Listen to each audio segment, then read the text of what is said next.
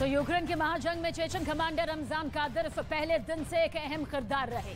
Mariupol की जंग में भी दावा किया जाता है कि चेचन लड़ाकों की मदद से ही रूसी सैनिक पूरे शहर पर कब्जा करने में कामयाब हुए। लेकिन अब चेचन कमांडर ने मॉस्को में जो दावा किया है वो वाकई हैरान करने वाला है। दरअसल चेचन कमांडर का दावा है कि उन्होंने मारियोपोल का पूरा फ्यूचर प्लान ही तैयार कर लिया है और इस प्लान के तहत मारियोपोल में नई सरकार बनाने से लेकर इसके पूरे डिजाइन की डिटेल शामिल है। Мы воюем против НАТО, Дон. НАТО их вооружает, Запад, Дон. Их наемники там. И поэтому нашему государству, Дон,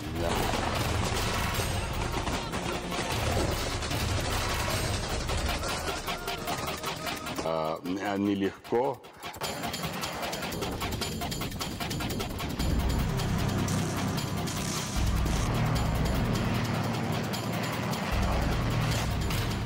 ये व्लादिमीर पुतिन के सबसे खास और सबसे भरोसेमंद में से एक चेचन कमांडर रमजान कादिरोव है, जो रूस की राजधानी मॉस्को में बैठकर ये मान रहे हैं कि यूक्रेन की जंग उतनी भी आसान नहीं निकली जितना आसान रूस और बाकी दुनिया समझ रही थी।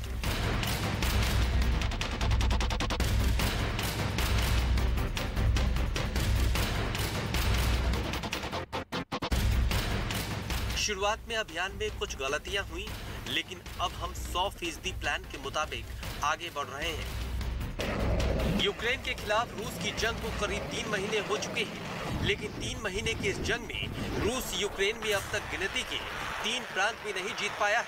हाँ, मारियोपोल को उसने जीतने का दावा जरूर किया। मारियोपोल को लेकर यूक्रेन ने भी दुनिया के सामने अपनी हार कबूल की और उसी मारियोपोल की जीत का जश्न मनाने कादिरोव चेचन्या से मॉस्को पहुंचे थे, क्योंकि कादिरोव मानते हैं कि मारियोपोल की जंग में इनके चेचन लड़ाकों की अहम भूमिका थी। हम यूक्रेन को शैतानों से आजाद कराएंगे। हमारे 200 अतिरिक्त वॉलेंटियर चेचन्या से निकल चुके हैं ताकि वो यूक्रेन की जंग में शामिल हो सके।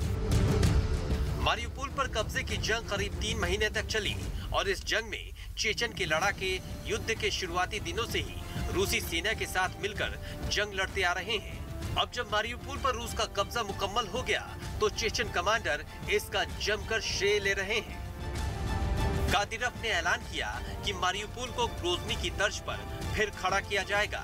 ग्रोजनी शहर चेचन्या की राजधानी है। चेचन युद्ध के दौरान रूसी हमले में ग्रोजनी शहर भी मारियोपोल की तरह खंडहर में तब्दील हो गया था। तब ग्रोजनी को दुनिया का सबसे तबाह हुआ शहर कहा गया था।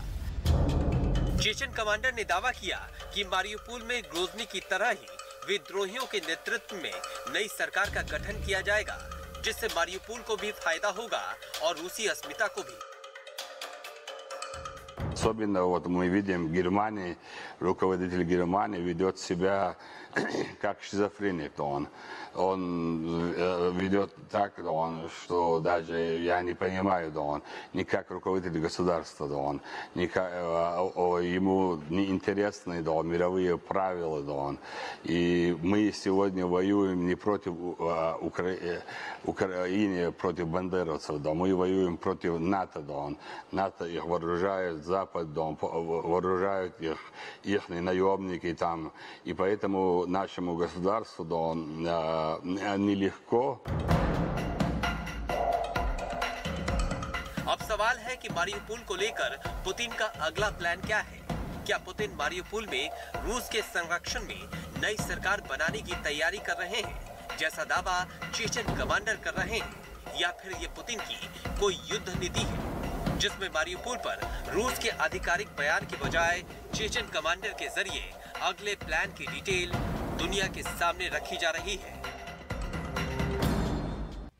तो व्लादिमीर पुतिन के करीबी चेचन कमांडर रमजान कादिरोव ने बड़ा बयान दिया। कादिरोव का कहना है कि यूक्रेन में रूस नेटो के खिलाफ लड़ रहा है। नेटो और पश्चिमी देश यूक्रेन को हथियार दे रहे हैं। कादिरोव ने कहा कि वो किसी वैश्विक नियम में कोई दिलचस्पी नहीं रखते। उन्होंने जर्मनी के चांसलर को मानसिक बीमारी से पीड़ित बताया और व्लादिमीर पुतिन को ईमानदार और सच्चा देशभक्त करार दिया। तो नेटो यूक्रेन को हथियार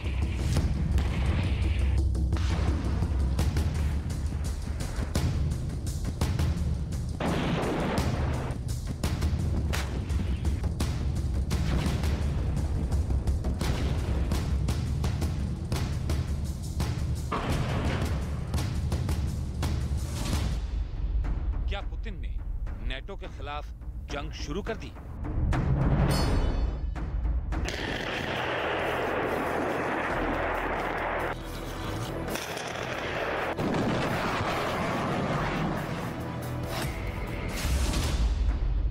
यूक्रेन पर निगाहें, नेटो पर निशाना।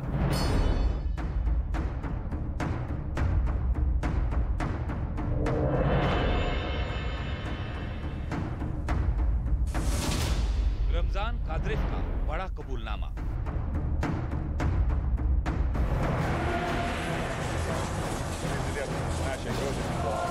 Мудрый, сильный, волевой политик, но зачем нам мир без России? Зачем нам? यूक्रेन पर बरसते बम क्या नेटो को डराने के लिए हैं?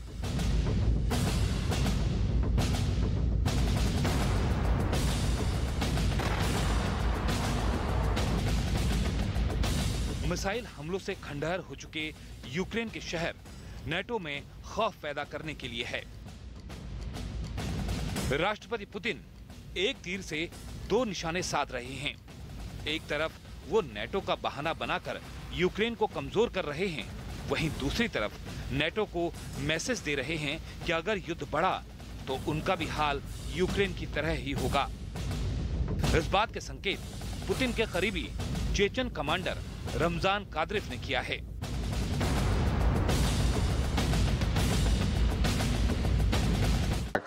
Что даже я не понимаю, да он не как руководитель государства, да он ему не интересны, да он мировые правила, да он. И мы сегодня воюем не против Украины, против бандеровцев, да мы воюем против НАТО, да он.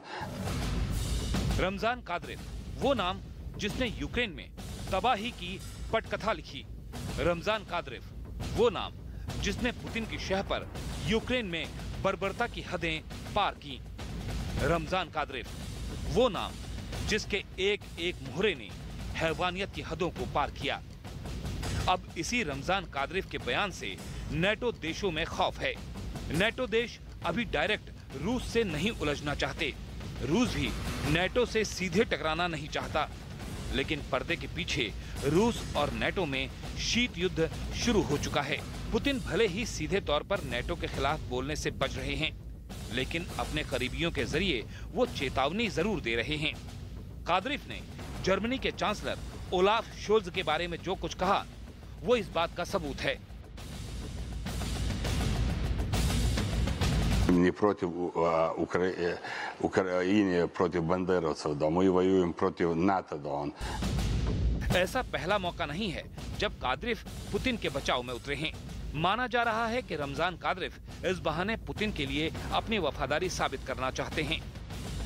दावा किया जा रहा है कि रूस की तरफ से लड़ने के लिए चेचन स्पेशल फोर्स के लगभग 10,000 लड़ाके यूक्रेन भेजे गए हैं, जो कि ऐसे खूंखार शिकारी हैं जो अपनी बर्बरता के लिए पूरी दुनिया में बदनाम हैं। चेचन फोर्स के जवानों का बस एक ही मिशन होता है, किसी भी तरह अपने दुश्मन को ढेर करना। इसके लिए वो कोई भी हथकंडा अपनाने से नहीं चूकते। इंसानों को बेजान चीजों की तरह मौत के घाट उतार देते हैं। यूक्रेन की तरफ से दावा किया गया है कि कादरेव ने यूक्रेन के एक टैंक को तबाह करने पर अपने लड़ाकों को $20,000 यानी भारतीय रुपयों में 15 लाख से ज्यादा का इनाम रखा है। इन लड़ाकों को यूक्रेन के प्रमुख लोगों को मारने के लिए एक हिट लिस्ट दी गई है। उन्हें इस लिस्ट में यूक्रेन के जिन अधिकारियों के नाम लिखे हैं, उन्हें पकड़ने का आदेश दिया गया है। साथ ही ये भी कहा गया है कि अगर कोई अधिकारी हिरासत में आने से मना कर दे तो उसे तुरंत मौत के घाट उतार दिया जाए। अपनी इसी खूंखार सेना की बदौलत कादरेव रूसी सेना के साथ साथ राष्ट्रपति पुतिन के चहेते बने हुए हैं। कादरेव भी पुतिन को खुश करने के लिए पुतिन की सार्वजनिक तौर पर जमकर प्रशंसा करते हैं। Не против Украины, против бандеровцев, да мы воюем против НАТО, да он. НАТО их вооружает, Запад, да он, вооружают их наемники там. И поэтому нашему государству, да он, нелегко, но это очень хороший опыт. पुतिन ने भले ही कादिफ की मदद से यूक्रेन में तबाही मचाई हो, लेकिन सच्चाई ये भी है कि रूसी सेना यूक्रेन युद्ध में फंसी हुई है। पुतिन का फोकस अभी पूरी तरह यूक्रेन पर है और वो भी नहीं चाहेंगे कि नेटो से उनकी सीधी लड़ाई हो। लेकिन यूरोप में इस वक्त जिस तरह की आग लगी हुई है, उससे एक बड़े युद्ध की संभावना से कोई इनकार नहीं किया जा सकता।